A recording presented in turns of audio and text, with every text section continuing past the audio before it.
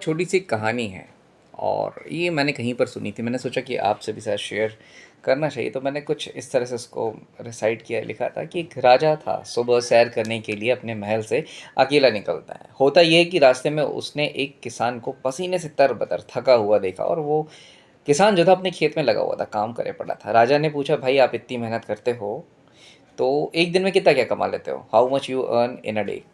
तो उसने राजा को देखा। किसान ने उत्तर दिया, एक सोने का सिक्का लगभग मैं कमा लेता हूँ एक दिन में। तो राजा बोलता, अच्छा एक सोने का सिक्का कमा लेते हो तो तुम इसका करते क्या हो?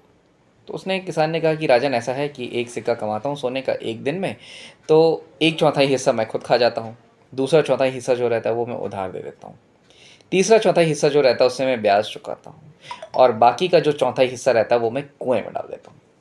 अब राजा बोला, यार ये तो अलग तरीके की चीज़ है। एक चौथाई हिस्सा खा लिया, एक में ब्याज कर दिया, और एक उधार दे दिया, और एक कुएं में डाल दिया।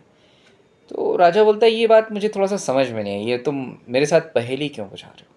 तो किसान बोलता है, देखो राजन, बैठो आओ, समझाता हूँ मैं क्या है। तो किसान ने एक स्माइल पास की, धीरे से मुस्कुराया और कहा, देखो क्या होता है कि एक चौथाई हिस्सा जो मैं खुद पे खर्च करता हूँ उससे मैं अपना और अपनी पत्नी का, अपने बच्चों का भरण पोषण करता हूँ। ये हो गया एक चौथाई। जो दूसरा होता है वो मैं अपने बच्चों पर इन्वेस्ट करता हूँ, बच्चों को खिलाता हूँ, पढ़ाता हूँ, बच्चों को पालता हूँ। क्यों? क्योंकि बुज़ुर्ग जब मैं होऊंगा, बुढ़ापे में मेरे बच्चे ही मुझे पालेंगे ना। तो एक चौथाई ये, दो दूसरा चौथाई ये हो गया आधा। तीसरा जो है मैं ब्याज चुकाता हूँ। बोलता, ब्याज किस चीज़ का? तुमने किस चीज़ का कुछ उधार लिया क्या? बोला, उधारी तो है ये सारी चीज़ें जो मुझे चुकाना पड़ता है, क्योंकि मेरे बूढ़े माँ बाप जो हैं उन्होंने मुझे पाल पोस कर बड़ा किया। तो जो तीसरा हिस्सा है वो मैं उनकी सेवा के लिए लगाता हूँ, और जो चौथा हिस्सा है, आखिरी हिस्सा जो है, वो मैं दान कर देता हूँ। दान इसलिए कर देता हूँ कि भाई जब मेरी टिकट कटेगी, मैं ऊपर निकलूँगा, ऊपर जाऊँगा, तो मेरे परोपकार गिने जाएंगे ना। और परोपकार जब गिने जाएंगे तो भाई मैं वहाँ कैसे रहूँगा?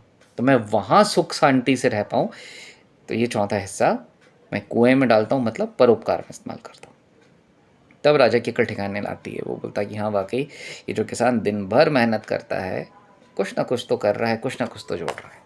तो ये कहानी कैसी लगी मुझे बताइएगा कमेंट्स के माध्यम से, और यदि आप मेरे इस चैनल पर नए हैं, सब्सक्राइब कीजिएगा। आपके जो भी कुछ क्वेश्चंस हैं, आप जो कुछ भी अपने भविष्य से रिलेटेड गाइडलाइंस चाहते हैं या पर्सनल कुंडली एनालिसिस करवाना चाहते हैं, तो नंबर मैंने शेयर किया है, संपर्क कर सकते हैं। धन्यवाद।